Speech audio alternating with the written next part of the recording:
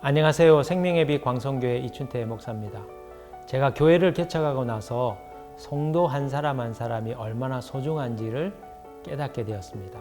교인이 얼마 없이 예배를 드리고 또 교회를 이끌어가야 했던 초창기에는 매주 새로 오시는 한 분 한 분들이 너무 고맙고 감사했습니다. 그리고 예배당을 채워주시고 함께 예배 드려주는 교인들만 보아도 제 마음이 배가 부르고 기뻤어요. 심지어 어떤 분들이 예배에 오셔서 졸거나 때로는 피곤해하는 모습을 볼 때도 그래도 오지 않는 것에 비해서 오셔서 교회를 이루어 주시니 얼마나 감사한가, 그런 생각들이 들었습니다. 때때로 교회 오시면서 나는 특별히 하는 일이 없는데, 별로 기여하는 것이 없는데 내가 무슨 도움이 될까, 이런 생각하는 성도님들 계시거든요. 헌금을 많이 못하거나 아니면 몸으로 섬기지 못해서 하나님께 교회에 송구해야 하는 분들이 있습니다. 전혀 그렇지 않습니다. 교회는 목사가 혼자 세워가는 것이 아니고 이렇게 한 분 한 분들이 마음을 모아 예배하고 공동체를 이루고 교제할 때 이루어져 가는 것이지요. 하나님께서는 우리가 이렇게 다양한 모습으로 다양한 사람이 힘을 합하여 교회를 세워가기를 원합니다. 여러분 한 분이 교회에 있어서 너무나 소중한 분들이라는 것을 생각하시고 오늘도 기쁘고 소망을 가진 하루가 되기를 원합니다. 신령한 집으로 세워지고. 베드로전서 2장 5절. 너희도 산 돌같이 신령한 집으로 세워지고 예수 그리스도로 말미암아 하나님이 기쁘게 받으실 신령한 제사를 드릴 거룩한 제사장이 될지니라.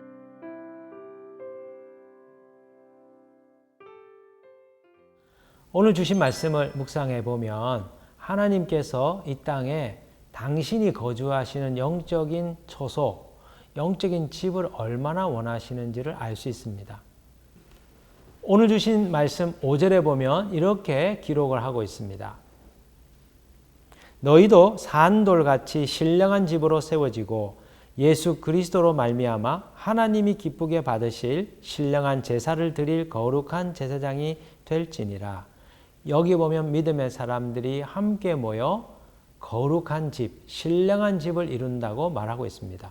교회를 의미하는 것이죠. 교회를 이루는 영적인 공동체를 말합니다. 또 출애굽기 25장 8절에 보면 이런 말씀이 있습니다. 내가 그들 중에 거할 성소를 그들이 나를 위하여 짓되. 이 말씀에 의하면 하나님께서 이 땅에 거주하실 당신의 초소를 원하신다는 것이죠. 하나님 이 땅에 거하시면서 세상을 통치하고 다스리시고 싶어 하심을 알 수 있습니다. 그래서 이스라엘 백성들에게 자신을 위하여 성소를 만들라고 명령하셨죠. 그것이 성막입니다. 그런데 신약시대에 와서 하나님은 당신이 거주할 초소의 형태를 독특하게 바꾸십니다. 돌멩이로 이루어진 건축물이 아니라 사람들, 영적인 사람들로 구성이 된 신령한 집, 영적인 집으로 바꾸시는 것이죠. 그것이 교회였습니다. 에베소서 2장 22절에 보면 교회론에 관련된 아주 중요한 말씀이 나옵니다. 거기에 이렇게 기록이 되어 있어요. 너희도 성령 안에서 하나님이 거하실 초소가 되기 위하여 그리스도 예수 안에서 함께 지어져 가느니라. 여기 보면 하나님께서 믿는 사람, 신자들 한 사람 한 사람을 모아 신령한 건축물로 세우고자 했다고 말씀합니다. 그것이 신약의 교회이지요. 여러분, 교회는 굉장히 중요한 곳입니다. 교회는 단순히 사람들이 모인 사교 집단이 아닙니다. 사람들이 종교와 신앙 활동을 하기 위해서 필요에 의하여 모인 종교 집단이 아닙니다. 교회는 하나님께서 이 땅에 거하시면서 세상을 통치할 하나님 나라의 본부로 하나님께서 정하신 곳이지요. 어떤 분들은 교회가 왜 그렇게 함께 모이기를 그렇게 포기하지 못하느냐라고 얘기들을 하십니다. 우리가 함께 모이는 것이 중요한 게 아니고 믿음의 사람들이 그리스도 안에서 연결되어서 공동체를 이루는 것이 중요하죠. 왜냐하면 이 신앙의 공동체를 통하여 하나님이 이 땅에 임하시고 그 공동체를 통하여 이 세상에 하나님의 구원의 복음을 전하시며 하나님의 나라를 이루시는 통치의 역사를 펼치시기 때문입니다. 그렇다고 해서 하나님께서 아무 교회나 임하시는 게 아닙니다. 하나님은 참된 교회 가운데 거주하시며 당신의 통치를 펼치시는 것이죠. 그러면 참된 교회가 무엇일까요? 참된 교회는 예수 그리스도를 마음에 모셔드린 예수 그리스도의 부활의 생명을 가진 성도들의 공동체입니다. 다시 말씀드리면 교회는 눈에 보이는 건물이 아닙니다. 교회는 예배당이 아닙니다. 교회는 제도도 아닙니다. 교회는 성직자들의 단체도 아닙니다. 교회는 예수 그리스도의 생명을 가진 성도들이 사랑과 진리 안에서 영적인 공동체로 연합된 신앙 공동체라는 것이죠. 자, 이런 신앙의 공동체가 되려면 두 가지 요소가 굉장히 중요합니다. 첫 번째는 그 공동체를 이루는 신자 한 사람 한 사람이 살아있는 돌, 예수 그리스도의 생명을 그 영혼에 간직하고 있어야 된다는 거죠. 자, 믿는 사람들을 뭐라고 일컫고 있습니까? 리빙스톤, 살아있는 돌이라고 얘기합니다. 예, 왜 이렇게 신자들을 살아있는 돌로 비유할까요? 구약에 나오는 성전, 건물은 돌로 이루어졌죠. 그런데 신약에 이루어지는 하나님의 집은 사람들로 인하여 세워진다는 것을 말하고 싶은 겁니다. 예수 그리스도의 영이 있는 자들이 함께 모여 하나님이 거하는 영적인 초소를 이룬다는 것입니다. 또 한 가지 하나님이 거하시는 교회가 되기 위해서 필요한 것은 예수 그리스도를 믿는 자들이 진정한 사안돌이신 예수 그리스도와 연결되어서 교회가 세워져야 된다는 것이죠. 자, 여기 보십시오. 예수 그리스도를 믿는 자들이 사안돌이 되어 신령한 집으로 세워져야 된다고 말하고 있는데 그러기 위해서는 진정한 사안돌이신 예수 그리스도께 나아와야 된다고 말하고 있습니다. 그분과 영적인 관계를 맺으며 그분의 기초 위에서 그분의 인격과 그분의 십자가 사역 위에서 교회가 세워져야 된다는 것이죠. 사안돌이신 예수 그리스도와 영적으로 연결된 신앙 공동체여야만 하나님께서 그 교회 공동체 가운데 거하시며 하나님의 통치의 일들을 행하신다는 것입니다. 그래서 교회들은 신령한 집이 되어야 되는 것이죠. 단순한 교회가 되어서는 안 됩니다. 교회가 신령한 집들이 되어야 됩니다. 하나님이 그곳에 거하시고 임하시며 하나님의 통치의 역사들이 나타나야 되는 것이죠. 가끔 교회에서 초청을 받아 사경회나 부흥회를 나갈 때가 있습니다. 그런데 교회들을 다녀보면 교회마다 영적인 분위기가 다르더라고요. 어떤 교회는 살아있고 기도가 뜨겁고 어떤 교회는 냉랭하거나 아니면 성도들 간의 사이가 나빠 보이는 그런 모습을 볼 수 있습니다. 그런데 그 차이가 무엇일까요? 그분들과 함께 교제하고 교회 사정을 듣고 보면 이유가 분명히 있습니다. 살아있는 교회는 성도 한 사람 한 사람들이 말씀과 기도에 열정적입니다. 하나님과 가까이 하고 주님과 동행하는 삶을 사니 성도 한 명 한 명이 살아있는 돌이 되는 것이지요. 이런 분들이 사랑과 진리 안에서 한마음 되어 교회를 이루려고 하니까 하나님이 그 교회 가운데 임하실 수 있는 신령한 공동체가 되어 가는 것이죠. 하나님은 그런 교회에 임하십니다. 그런데 어떤 교회는 냉랭합니다. 하나님 임재가 잘 느껴지지 않습니다. 그 이유는 성도 한 명 한 명 속에 그리스도의 생명이 약할 경우이죠.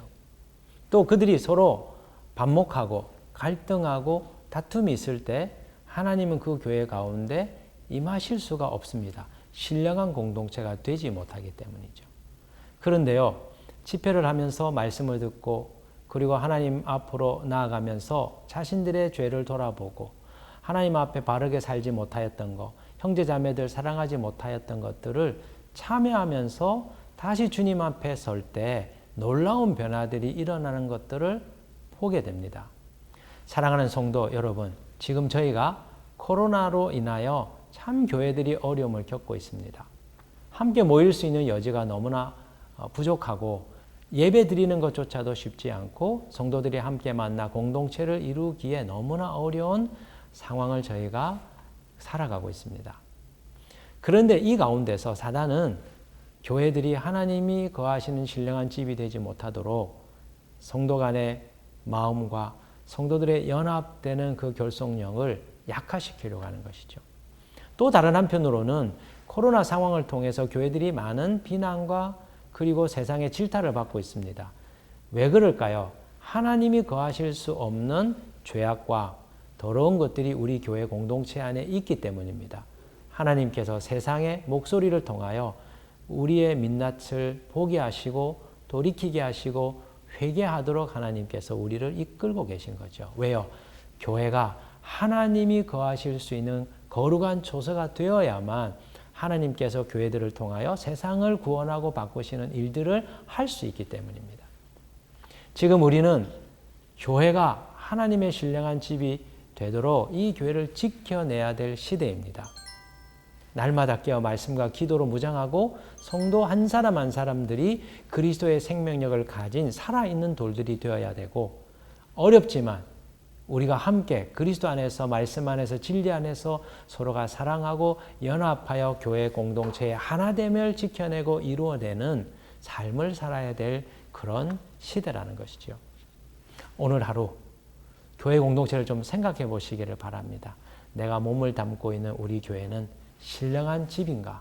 하나님이 거하시기를 원하시는 공동체인가? 그러하지 못하다면 우리 교회가 주님이 거하시는 초소가 될 수 있도록 변화시켜 주옵소서. 그렇게 기도하는 하루가 되기를 원합니다. 오늘 하루 교회를 위하여 기도하고 교회가 신령한 집이 되도록 일으켜 세우는 일에 동참하고 참여하는 하루가 되기를 주님의 이름으로 축복합니다.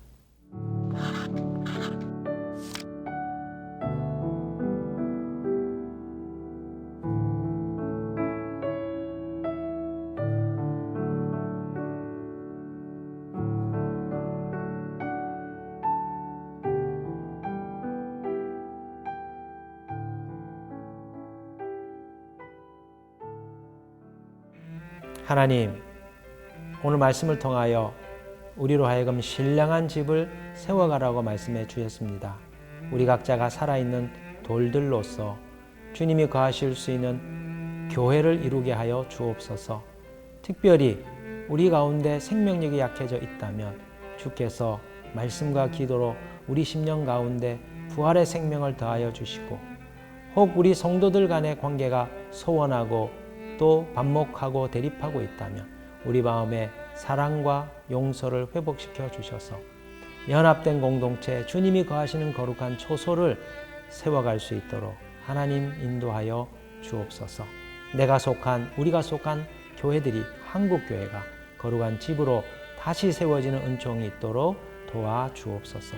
예수 그리스도의 이름으로 기도드립니다. 아멘.